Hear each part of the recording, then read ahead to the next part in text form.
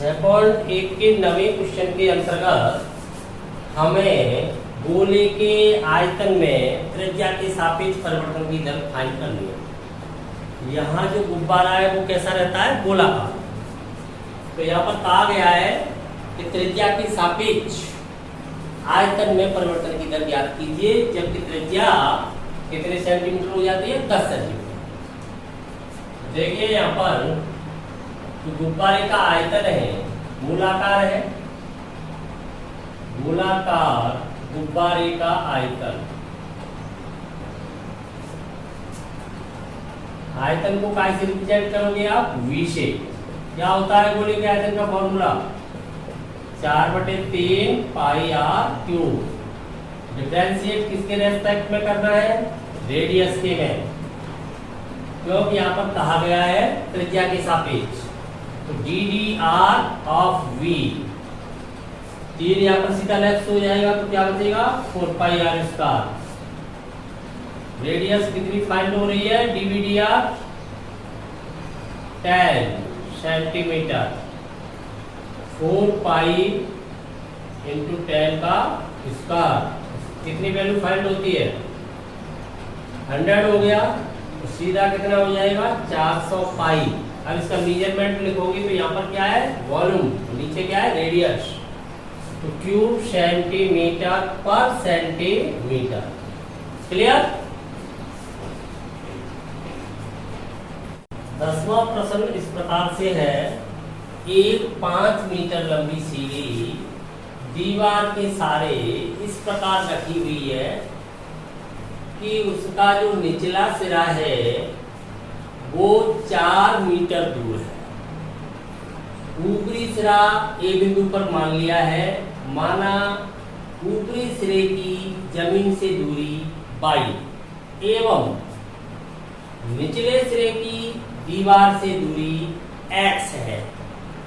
तब सीढ़ी के निचले सिरे को दीवार से दूर खींचा जा रहा है। किस दर से खींचा जा रहा है, 2 सेंटीमीटर पर सेकंड की दर से। तो x में परिवर्तन होगा। ध्यान दीजिए यहाँ पर कि जब निचला सिरा दूर खींचा जाएगा तब ऊपरी सिरा नीचे की ओर आएगा। यदि निचले सिरे को इधर से दीवार के पास ले जाया जाए, ऊपरी सिरा ऊपर की ओर जाएगा। आप इसको दूर खींचोगे तो ये नीचे आएगा, इसको पास ले जाओगे तो ऊपर जाएगा दीवार पर। तो इसमें बाई में क्या होगी, कमी आएगी। तो बाई में जो परिवर्तन की दर है वो कैसी आएगी, ऋणात्मक आएगी। जब x में परिवर्तन की दर कैसी है, धनात्मक, तो बाई में कैसी आनी चाहिए, ऋणात्मक। और यदि x में ऋणात्मक होती तो बाई में कैसी आ जाती, धनात्मक बढ़ती। यानी x के बढ़ने से बाई में कमी आएगी। उल्टा चल रहा है, ठीक है। तो ये बात समझ में आ गई। तो मान लेते हैं यहाँ पर, माना किसी समय t पर सीढ़ी के निचले सिरे की दीवार से दूरी क्या मानी है, x, और ऊपरी सिरे की जमीन से दूरी क्या मानी है, पाई, तथा ऊपरी सिरे की जमीन से दूरी 22 है। ठीक है। तब समकोण त्रिभुज कौन सा बन रहा है, समकोण त्रिभुज ABC। ABC में पाइथागोरस प्रमेय से क्या हो जाना चाहिए, इन दोनों के वर्गों का योग AC के वर्ग के युगल हो जाना चाहिए। तो ये हो जाना चाहिए x square plus y square युगल 5 का इसका पाइथागोरस या बोधायन जो भी कहे। प्रमेय से। क्लियर? तो क्या प्रतिबंध प्राप्त होता है? x star plus y star equal 25। हल हो गया। Differentiate with respect to t, किसके रेस्पेक्ट में करेंगे? t के रेस्पेक्ट में। तब ये क्या आएगा? 2x dx dt plus 2y dy dt, क्या हो जाएगा? कांस्टेंट का 0, 2 तो कॉमन लेके 0 में गया। अपने पास क्या रह जाता है? x dx dt plus y dy dt युगल 0। यहाँ पर फाइंड क्या है? फाइंड x है, फाइंड dx dt है, फाइंड क्या करना है? dy dt। अर्थात हमें प्राप्त करना है सीढ़ी का ऊपरी सिरा किस दर से नीचे आ रहा है। तो हमें dy dt फाइंड करना है। तो हमें चाहिए क्या? x का मान लगाना पड़ेगा, dx dt भी लगाना पड़ेगा और y का मान भी चाहिए। y का मान अपने पास है नहीं, तो फाइंड कर सकते हैं। क्योंकि प्रतिबंध क्या बन रहा है? x square plus y square equal 25। तो x का मान जब कितना हो जाता है? जब ये सिरा दीवार से दूर खींचा जाता है, निचला सिरा, तब x का मान कितना हो जाए? 4 मीटर। तो y का मान क्या हो जाएगा? इस प्रतिबंध से फाइंड करते हैं। जब x इक्वल 4 तब y इक्वल, देखिए क्या हो जाएगा? y इक्वल हो जाएगा under root of 25 minus X square. भाई आपको करंट फाइंड हो रहा है और ये फाइंड हो जाएगी एक साइड, तो ये क्या होना चाहिए? होना चाहिए। तो यहाँ से ये वैल्यू आ जाती है 25 माइनस 4 का वर्ग यानी 16, अंडर रूट कितना रह गया? 9 यानी कि 3। क्लियर? तो ये वैल्यू यहाँ पर लगाइए। तो x की वैल्यू कितनी है? 4, dx dt की वैल्यू कितनी है? 2, प्लस y की वैल्यू क्या आ रही है? 3, dy dt फाइंड कर रहा है इक्वल 0। सॉल्व करेंगे तो dy dt क्या फाइंड होगा? a उधर गया तो माइनस का हो गया, 3 डिवाइड में चला जाएगा तो माइनस का 8/3। नेगेटिव क्यों आ रही है वैल्यू? नेगेटिव इसलिए आ रही है क्योंकि y में क्या होगी? कमी। y में परिवर्तन को ऋणात्मक है, अर्थात y में कमी होगी। क्योंकि x में वृद्धि होगी तो इसमें कमी होगी, नीचे की ओर आ रहा है। अब इसका मेजरमेंट लिखेंगे तो ये क्या है? लंबाई तो है, तो किसमें है? दी गई है लंबाई। देखिए मेजरमेंट सेंटीमीटर पर सेकेंड। dy dt फाइंड किया है तो ये आएगा मेजरमेंट सेंटीमीटर पर सेकेंड। अतः सीढ़ी का ऊपरी सिरा किस तरह से नीचे की ओर आ रहा है? 8/3 सेंटीमीटर पर सेकंड की दर से नीचे की ओर आ रहा है।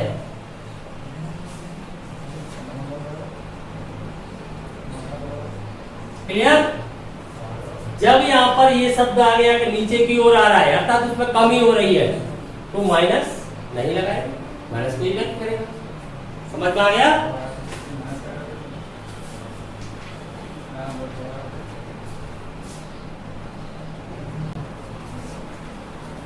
ग्यारहवें क्वेश्चन में वक्र का इक्वेशन हमें फाइंड है और एक कंडीशन भी यहाँ पर दी गई है कि जो y निर्देशांक में परिवर्तन की दर है x निर्देशांक में परिवर्तन की दर का 8 गुना है। तब हमें वक्र पर उन बिंदुओं को फाइंड करना है जहां पर ये स्थिति उत्पन्न होती है। अवकलन करें, differentiate with respect to t 6 dy dt। जब तक नहीं कहा जाए तो डिफरेंशिएट किसके रेस्पेक्ट में करते हैं? टाइम के respect. Equal 3x square dx dt, इसका क्या हो जाएगा? 0। अब आपको जो दिया है उसका प्रयोग कीजिए। dy dt यूकल क्या है? 8 dx dt। यहाँ पर रखिए 6 × 8 dx dt यूकल 3x², इस 3 को चाहो तो यहां से ही लेफ्ट कर दो तो हो जाएगा ये लेफ्ट कर दो तो ये हो जाएगा x² dx dt। देखिए dx dt लेफ्ट हो गया तो x² कितना रहेगा अपने पास 16। तो x की वैल्यू क्या फाइंड हो जाएगी ±4। बिंदु कहां पर है वक्र पर, तो इस x की वैल्यू कहां लगाए वक्र में। अब 6y यहां पर ये दे रखा है तो देखो y इक्वल क्या आ जाएगा, y इक्वल वक्र से ±4 होल क्यूब प्लस 2/6। कहां से ले लिए वैल्यू वक्र से। निकालो y की वैल्यू क्या आ जाती है। होल क्यूब ओपन करूंगा तो क्या आएगा, प्लस के लिए प्लस आएगा और माइनस के लिए माइनस आएगा। 4 चौक 16 और 16 चौक 64। तो ये कितना हो गया 64 प्लस 2 डिवाइड बाई 6। तो y की वैल्यू क्या आ गई, प्लस साइन होगा तो 66 हो जाएगा और माइनस साइन होगा तो 62 रह जाएगा। तो एक तो हो जाएगा आपका माइनस साइन लेने पर 62/6 और प्लस साइन होगा तब हो जाएगा ये 66/6।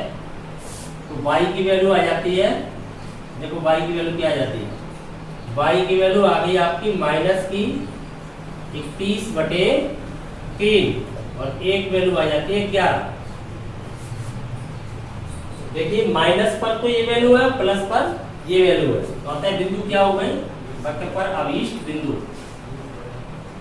फाइंड होते हैं हमें -4 -31/3 और दूसरा बिंदु आएगा आपका 4 और 11। क्लियर क्लियर समझ में आ गया। तो ये दोनों बिंदु आपको फाइंड हो जाते हैं।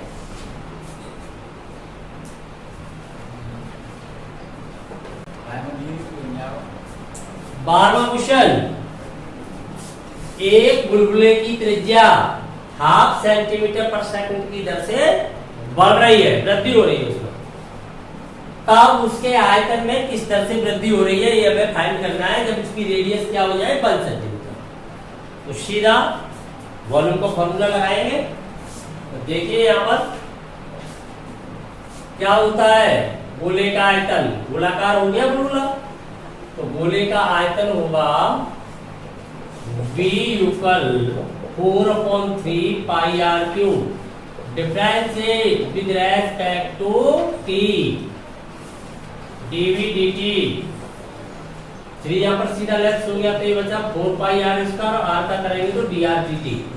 हमें dv dt कब फाइंड करना है, जब रेडियस हो जाती है 1 सेंटीमीटर, r = 1, तो r = 1 का प्रयोग करें तो 4π1 का स्क्वायर dr dt की वैल्यू क्या है यहाँ पर हाफ।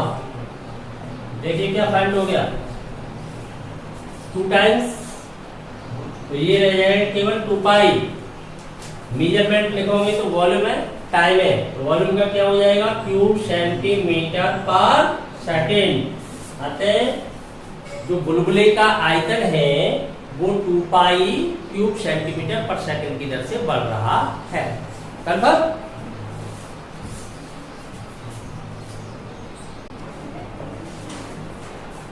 क्वेश्चन नंबर 13, एक गोले का क्या दिया गया है व्यास, गोले का यहाँ पर क्या फाइंड है व्यास डायमीटर, तब हमें उसके आयतन में परिवर्तन की दर x के रेस्पेक्ट में फाइंड करनी है। क्या रखा है वहां पर x के रेस्पेक्ट में। जब प्रश्न में कह दिया जाता है तो उसी वेरिएबल के रेस्पेक्ट में कीजिए, नहीं कहा जाएगा तो टाइम के रेस्पेक्ट में। तो यहाँ पर डायमीटर मिल रहा है तो रेडियस चाहिए हमें, तो रेडियस कैसे फाइंड कर लेंगे, रेडियस होती है डायमीटर की हाफ। तो रेडियस क्या हो जाएगी, 2 से डिवाइड ऐसे करूंगा तो ये हो जाएगा 3/4, इसे डिवाइड कर दिया 2x + 1। क्लियर। अब लिखिए गोले का आयतन क्या होता है, गोले का आयतन volume of A sphere, v से रिप्रेजेंट किया 4/3 πr³। r की वैल्यू ये यहाँ पर रखिए तो v = हो जाएगा 4/3 π, r की वैल्यू है 3/4 2x प्लस 1 इसका क्या करना है होल क्यूब। सॉल्व करें इसे तो आप देख पा रहे हो यहाँ पर कितनी पावर आएगी 3, नीचे 1 पावर है तो कितनी रह जाएगी 2, ऐसे ही 4 पर कितनी घात आएगी यहाँ से 3, तो यहाँ पर भी नीचे क्या रह जाएगी एक लेफ्ट शो करके 2, तो 3 की पावर 2 रह गया, 4 की पावर 2 रह गया, तो क्या हो जाएगा 9/16। 3 का वर्ग हो गया, 4 का वर्ग हो गया, और ये क्या है पाई, तो ये तो कांस्टेंट बाहर आ गया। होल क्यूब कहाँ रह गया अपना 2x प्लस 1 का होल क्यूब, ये रह जाता है v। अब वॉल्यूम फाइंड हो गया, अब इसे डिफरेंशिएट करें किसके रेस्पेक्ट में x के रेस्पेक्ट में, तो dv dx इक्वल देखिए 3 पावर आगे आ जाएगी तो 9π/16, ये तो कांस्टेंट है, यहाँ पर मल्टीप्लाई में कौन आ गया 3, और इसका होगा तो 2x प्लस 1 पावर 1 कम हो गई, इसका भी होगा तो मल्टीप्लाई में कौन आ जाएगा 2। क्लियर?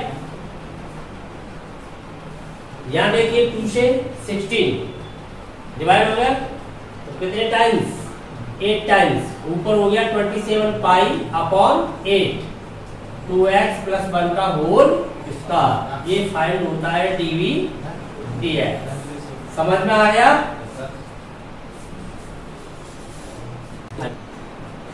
14वां क्वेश्चन, एक पाइप से रेत 12 घन सेंटीमीटर प्रति सेकंड की दर से जमीन पर गिरती है तो वो ऐसे शंकु का निर्माण करती है जिसकी ऊंचाई त्रिज्या का छठा भाग है, अर्थात त्रिज्या की अपेक्षा ऊंचाई कम बढ़ती है। तब हमें ऊंचाई में परिवर्तन की दर फाइंड करनी है जब ऊंचाई कितनी हो जानी चाहिए 4 सेंटीमीटर। क्लियर? तो ये तो क्वेश्चन में हमें गिवन है और ये हमें फाइंड करना है। तो जब डाटा फाइंड कर रहे हैं तब शंकु का आयतन,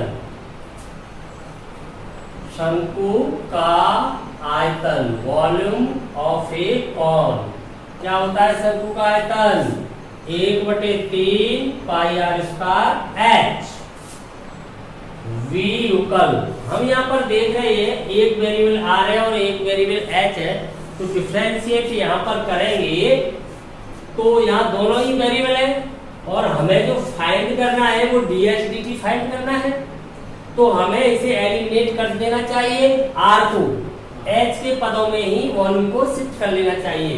तो कहां से करेंगे, ये प्रतिबंध दिया गया है, तो देखिए 1/3 पाई, मैं यहाँ से वैल्यू डाल रहा हूँ r की, तो r इक्वल क्या आ रहा है 6h का होल स्क्वायर इनटू h, क्योंकि हमें दिया गया है h इक्वल r/6, इससे फाइंड हो जाएगा r इक्वल 6h, तो या फिर h पे रह जाएगा। v इक्वल यहाँ से होल स्क्वायर ओपन करूंगा तो कितना आएगा 36, और 36 3 से डिवाइड हो जाएगा तो क्या रह जाएगा 12 पाई, h की पावर 2 यहाँ से और 1 यहाँ से मिलेगी तो कितनी हो जाएगी h³। अब डिफरेंशिएट करें, differentiate with respect to t, dv dt equal देखो 3 मल्टीप्लाई में आ जाएगा 12 into 3 pi h square, h का करेंगे तो dh dt। अब जो वैल्यू गिवन है उन्हें यहाँ पर पुट कर दीजिए, dv dt की वैल्यू क्या फाइंड है 12 into 3 पाई, h की वैल्यू क्या है 4 स्क्वायर, और ये फाइंड करना है dh dt। तो देखो क्या फाइंड होता है, 12 से 12 सीधा लेफ्ट कर दोगे आप तो इधर क्या आ जाएगा, ये 16 की 48 1 में चला जाएगा, तो हमें फाइंड होता है dh dt इक्वल 1/48, और ये पाई भी चला जाएगा साथ में पाई। समझ में आया? dh dt फाइंड करेंगे, ये पूरा फैक्टर कहाँ चला जाएगा डिवाइड में, तो 12 लेफ्ट हो गया तो नीचे क्या रह गया 48 पाई। अब इसका मेजरमेंट लिखोगे तो हाइट का मेजरमेंट क्या दिया है सेंटीमीटर, तो सेंटीमीटर पर सेकंड, अतः शंकु की ऊंचाई है वो 1/48 पाई सेंटीमीटर पर सेकंड की दर से बढ़ रही है। क्लियर, समझ में आ गया?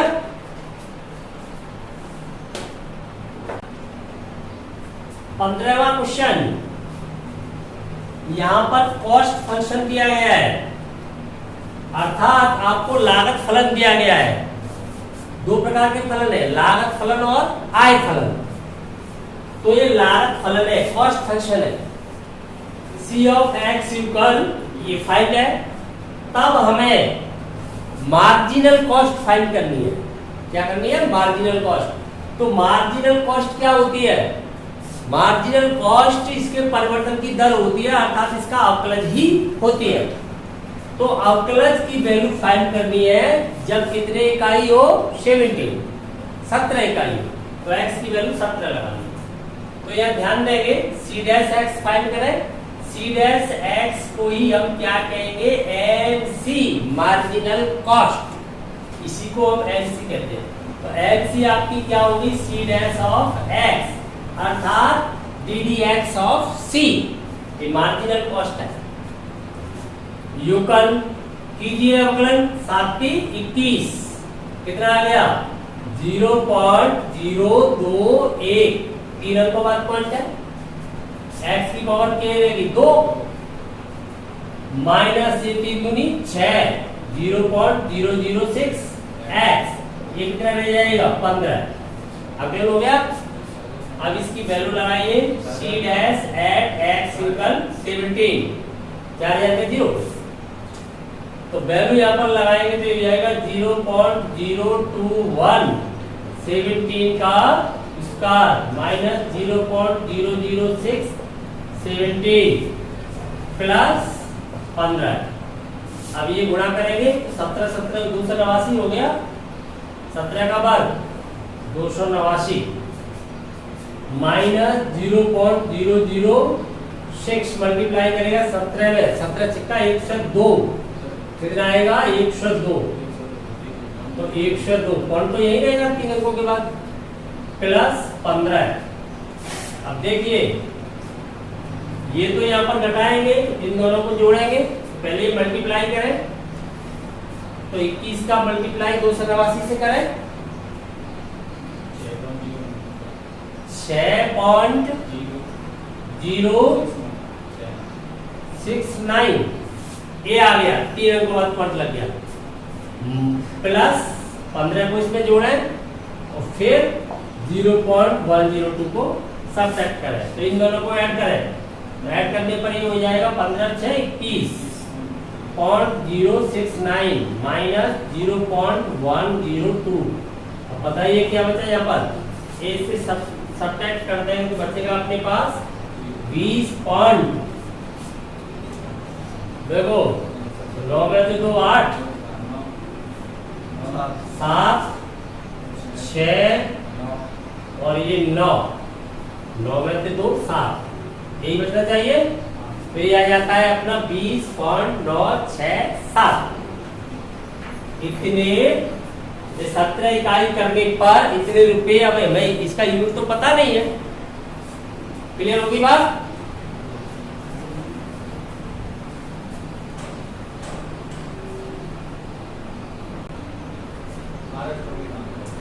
क्वेश्चन नंबर 16, यहां पर रेवेन्यू फंक्शन है, अर्थात आय फलन है। तो आय फलन का क्या करना है? हमें अवकलज फाइंड करना है। अवकलज की वैल्यू 7 पे फाइंड करनी है, अर्थात हमें मार्जिनल रेवेन्यू फाइंड करना है।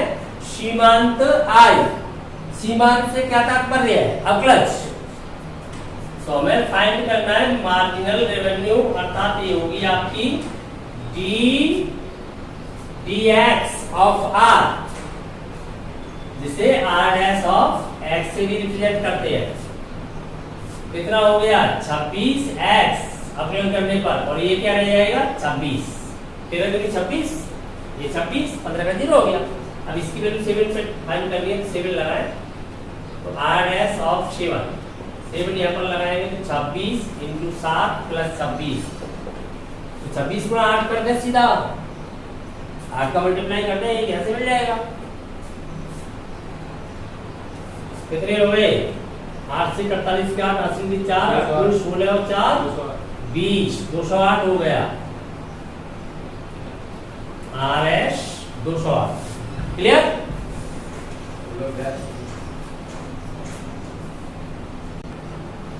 17वां क्वेश्चन, वृत्त की त्रिज्या 6 सेंटीमीटर, तब उसके क्षेत्रफल में परिवर्तन की दर त्रिज्या के सापेक्ष फाइंड करनी है। तो अपने किसके सापेक्ष करेंगे? त्रिज्या के सापेक्ष। तो क्या होता है वृत्त का क्षेत्रफल? Pi R square, area of a circle जो होता है पाई आर स्क्वायर।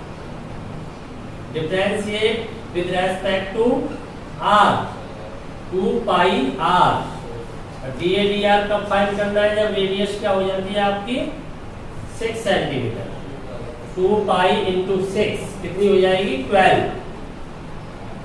पाई सेंटीमीटर। यहाँ पर स्क्वायर सेंटीमीटर होगा, एरिया पर सेंटीमीटर। रेडियस। 18वां क्वेश्चन बिल्कुल 16वें क्वेश्चन की तरह है। तो देखिए यहाँ पर रेवेन्यू फंक्शन दिया है, तो आर डैश ऑफ 15 फाइंड करना है। तो अपलोड करें सीधा इसका। क्या होती है मार्जिनल रेवेन्यू? सीमान आई, और सीमान से तात्पर्य अवकलज। तो आर डैश ऑफ एक्स क्या हो जाएगा? ये 6x, ये रह जाएगा 36। Implies R dash at x equal 50 equal 6 into 15 plus 36 कितना हो जाएगा? 15 से का 90 प्लस 36 कितना हो जाएगा? 1 से 26। क्लियर? समझ में आ गया?